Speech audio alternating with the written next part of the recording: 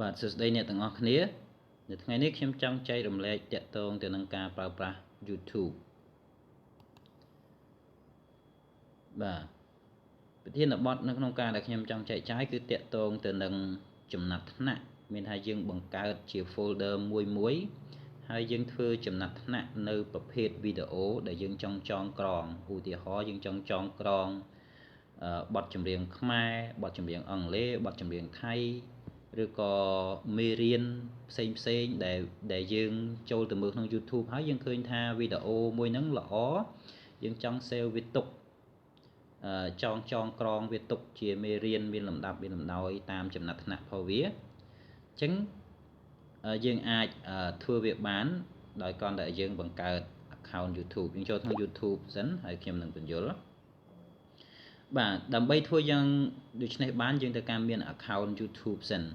ហើយ account YouTube នេះទៀតសោតពេលដែលយើងប្រើ Gmail ពេលដែលយើង register ជាមួយ Gmail យើងនឹងមាន account YouTube ដែលស្វ័យប្រវត្តិអញ្ចឹងយើងគ្រាន់តែ log in ចូលទៅក្នុង YouTube យើងយក Gmail របស់យើងហ្នឹង log ចូលទៅក្នុង YouTube ទៅអញ្ចឹងមានន័យថាយើងមាន account នៅក្នុងហ្នឹងស្រាប់ហើយក្នុងការដែលយើងធ្វើចំណាត់ថ្នាក់វាគឺងាយស្រួលទេពេលយើងបើកមកគឺវាមានវីដេអូយ៉ាងនេះអញ្ចឹងឧទាហរណ៍តាក់ទងនឹងវីដេអូឧទាហរណ៍តាក់ទងនឹងបទចម្រៀងអញ្ចឹងយើងអាចคลิกទៅលើ option មួយនៅសញ្ញាចុច3នេះបាទវីដេអូមួយហើយយើងคลิกទៅលើវីដេអូផ្សេងទៀតគឺសិតតែមានយ៉ាងនេះអញ្ចឹងបើសិនជាខ្ញុំចង់ add វីដេអូនេះហើយខ្ញុំដាក់ឈ្មោះក្នុង folder មួយដែលខ្ញុំចង់ចងក្រងយើងคลิกលើវាមកអញ្ចឹងវានឹងចេញសញ្ញាពាក្យថា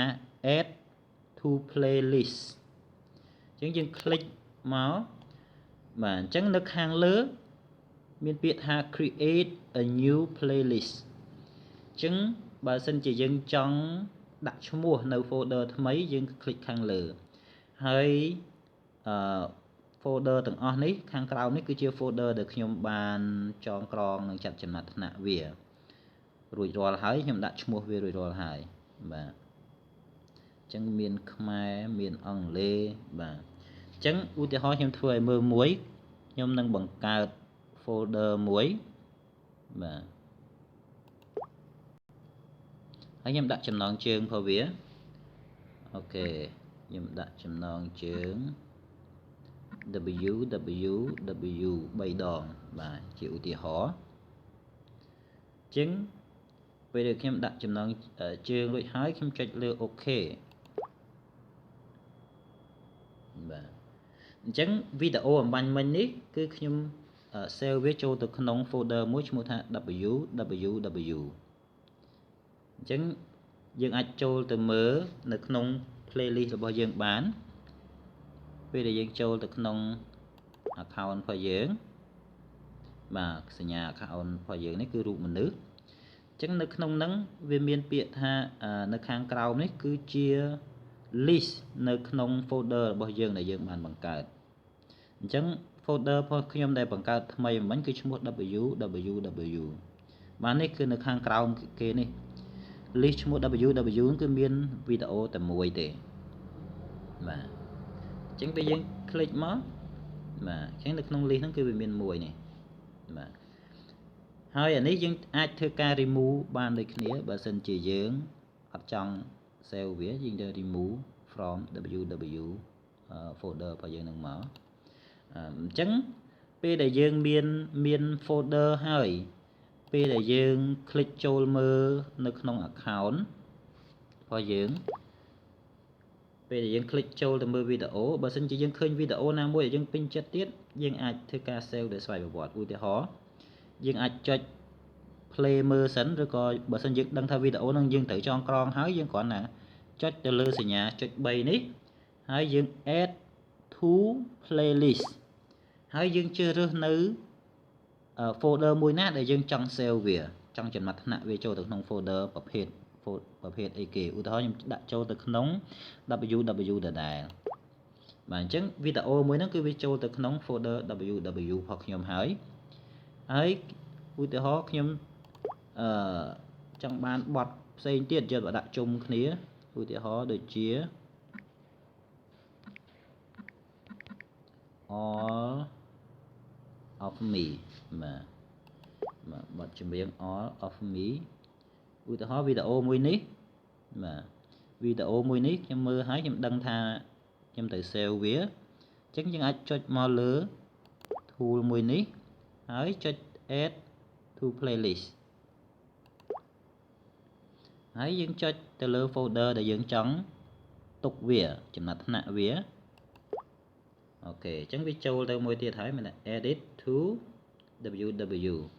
folder www បាទហើយយើងអាចធ្វើការ add បន្តទៀត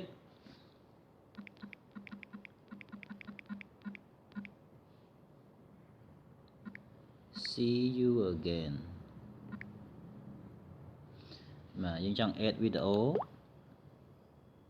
យើងមានថាចំណាត់ថ្នាក់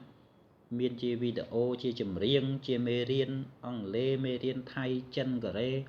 យើងចំណាត់ថ្នាក់វាមកអត់មានបញ្ហាទេយើងបង្កើត folder ដូចទៅខ្ញុំបានប្រាប់មិញមក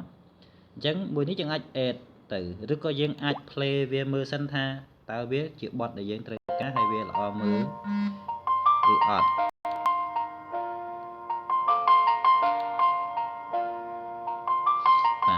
បើសិនជាយើងចុចមើលវាអញ្ចឹងវិញបាទខ្ញុំបិទសិនបាទបើសិនជាយើង play មកអញ្ចេះហើយដល់ពេលយើង play ទៅយើងឃើញថាល្អហើយអញ្ចឹងយើងអាចធ្វើការ add list វាបើសិនជារូបភាពអញ្ចេះការ add list គឺនៅចំណុចកន្លែងនេះបាទឃើញចំណុចសញ្ញាចុច3យើងចុចលើវាមកហើយសុំទោសមានសញ្ញាចុច3ទេសុំទោសបើសិនជាលក្ខណៈដែលយើង play អញ្ចេះវិញគឺយើងចុចសញ្ញាកន្លែងនេះមានថាយើង add វាចូល playlist បាទឃើញទេអញ្ចឹងយើងអាច select ចូលនៅកន្លែងណាដែលយើងចង់ចំណាត់ថ្នាក់វាមកបាទខ្ញុំដាក់ចូលនៅក្នុង folder www ដដែលអញ្ចឹងនៅក្នុងនេះពេលដែលយើងចង់ play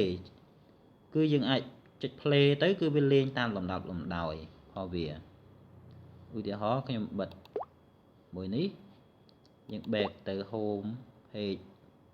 របស់យើងហើយខ្ញុំចុចចូលទៅក្នុង account បាទអញ្ចឹងបាទវីដេអូដែលខ្ញុំបង្កើតអំបញ្ញមិញគឺមាន4អញ្ចឹងពេលដែលយើងคลิกឲ្យវាលេង folder នឹងមួយតាំងពីដើមមកគឺវាលេងពីបទទី1រហូតដល់បទទី4បន្ទាប់មកបានវាអូតូទៅបទអីផ្សេងទៀតឬពេលខ្លះគឺវាចប់តែ4នឹងតែម្ដងអញ្ចឹងនេះគឺជាប្រភេទវីដេអូច្រើនដែលខ្ញុំបាន save វាដូចជា Amazing Technology English Song ខ្មែរ Karaoke បាទអញ្ចឹងមានច្រើនមានបទចម្រៀងចាស់បាទអញ្ចឹងនេះគឺជាវិធីនៅក្នុងការដែលយើងចំណាត់ថ្នាក់នៅប្រភេទវីដេអូទៅតាមដែលយើងចង់បានហើយពេលដែលយើង play វាគឺយើងអាច play ទៅតាមប្រភេទនៃបទចម្រៀងដែលយើងចង់ឲ្យវា play មកប្រភេទរបស់វាអញ្ចឹងយើងអាចធ្វើចំណាត់ថ្នាក់យ៉ាងដូចនេះបានតាមរយៈមេរៀនរបស់ខ្ញុំនេះអញ្ចឹងសូមអរគុណច្រើនចំពោះការតាមដានទស្សនានៅវីដេអូនេះហើយបើមានចម្ងល់អ្វីទាក់ទងទៅនឹងការប្រើប្រាស់ YouTube ទៀតសូម comment នៅខាងក្រោមហើយកុំភ្លេច subscribe ដើម្បីឲ្យយើងអាចមើលវីដេអូដែលខ្ញុំ upload នៅពេលក្រោយៗទៀតសូមអរគុណបាទចំពោះការទស្សនាវីដេអូនេះ